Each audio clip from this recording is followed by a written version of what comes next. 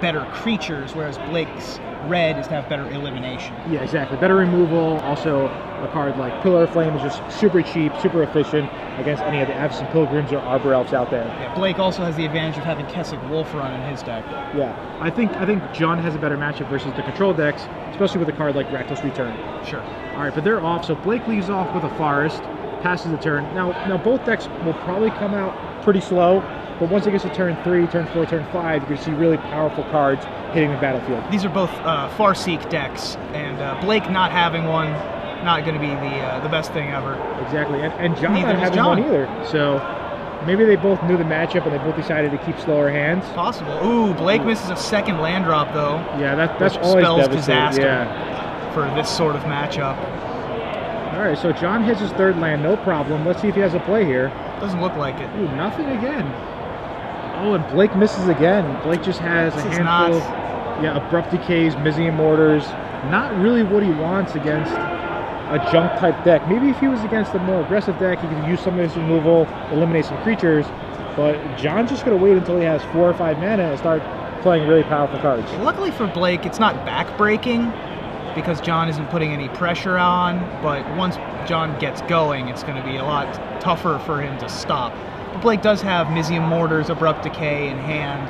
He can't cast the Abrupt Decay right now, but he has ways to answer things. He just has no threats. Sure, but he's got to be worried from John dropping a Garruk or something that, he can't Abrupt Decay or can't even Mizium Mortars. Yeah.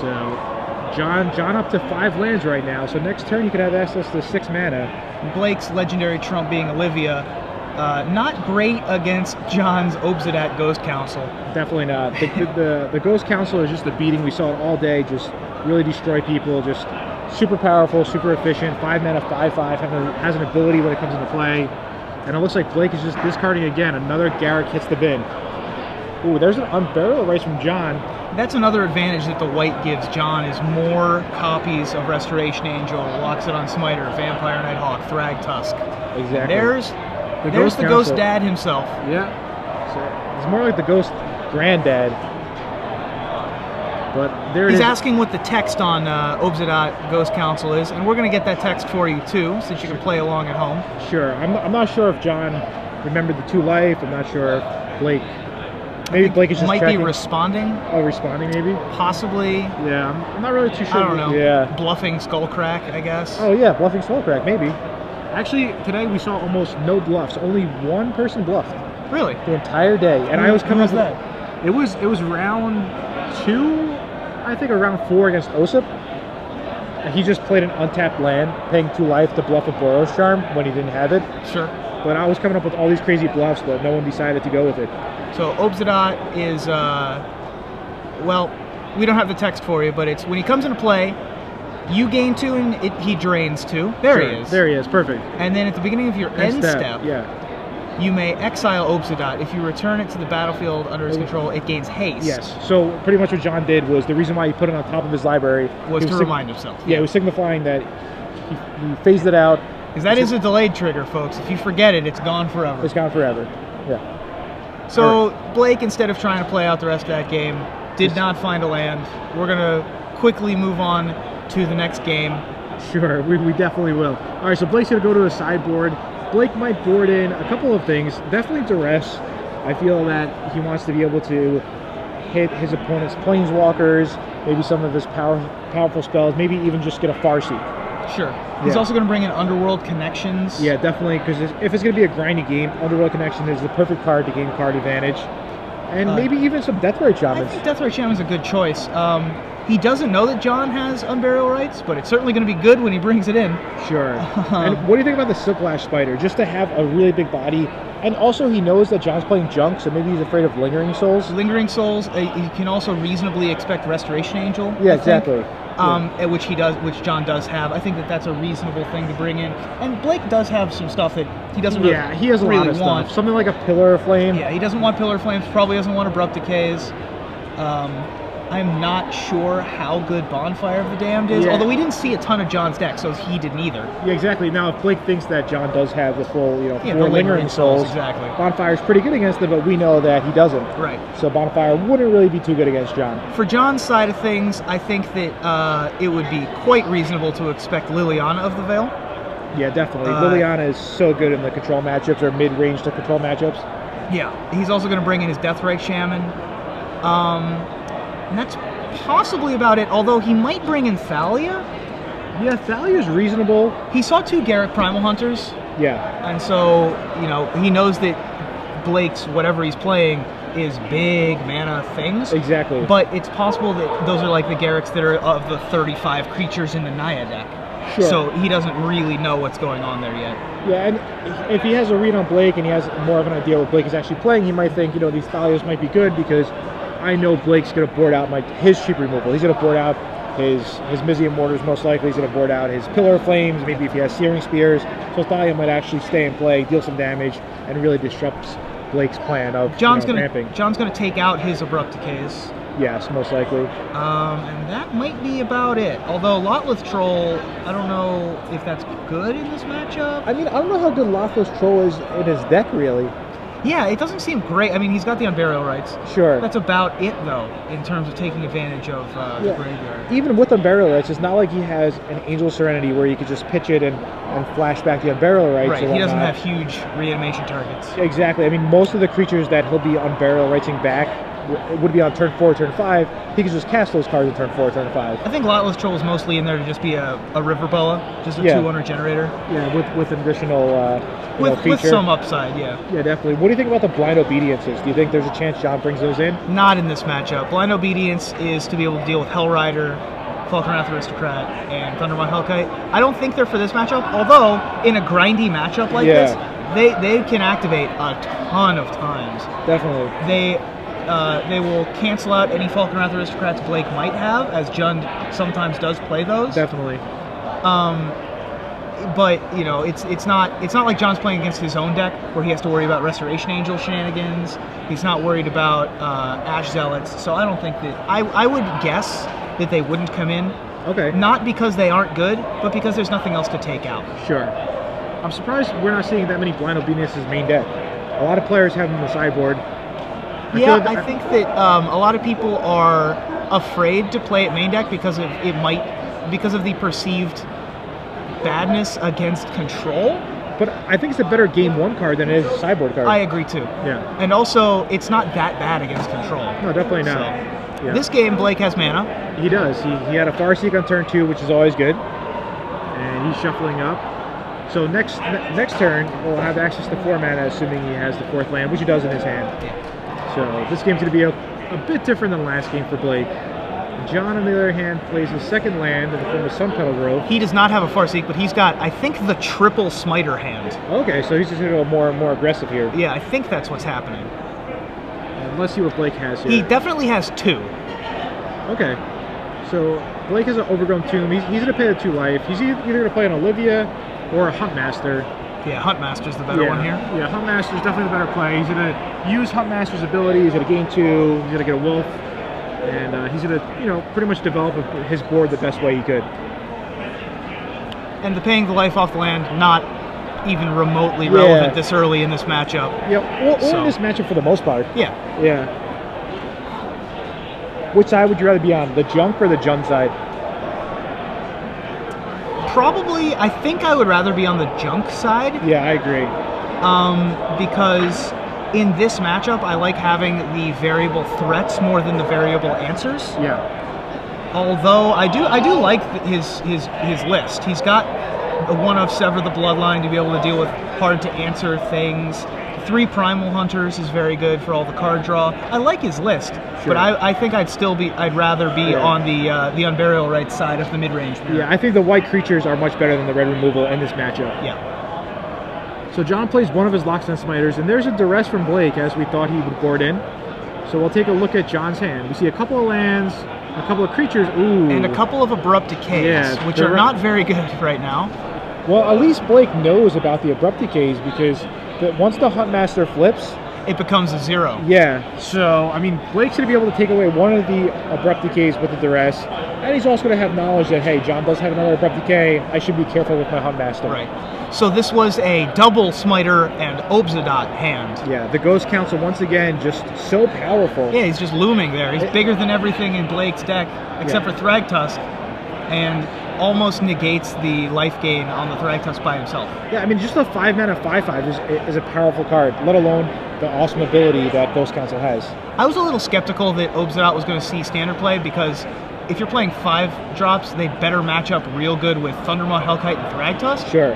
Turns out Obzedat does. Yeah, it really does. So yeah. And it's just awesome being able to remove it so you never have to worry about a Supreme Verdict or very rarely a Terminus. Yep. Almost nothing kills that guy, other than Murder or Victim of Night.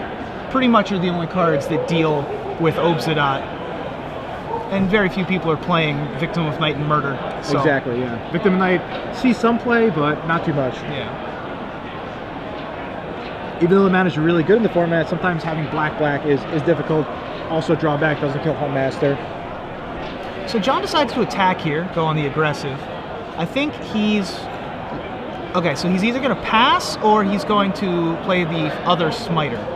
He also brought in the Blind Obedience. Yeah, which we kind of thought could be thought he might possible, do. Yeah. All right, so there's the first Blind Obedience of the match.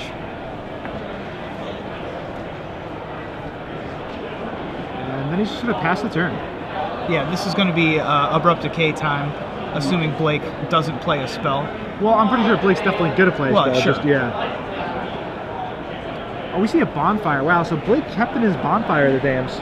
I'm not really too sure about that. Well, he didn't know that he didn't have Lingering Souls, like we discussed. Yeah, that's true. And I guess Lingering Souls is just really good against Jund. Yeah. Lingering Souls, Blind Obedience, also really good together. Yeah, I'm surprised there's not a deck like that. It's probably coming. I mean, the format just hasn't...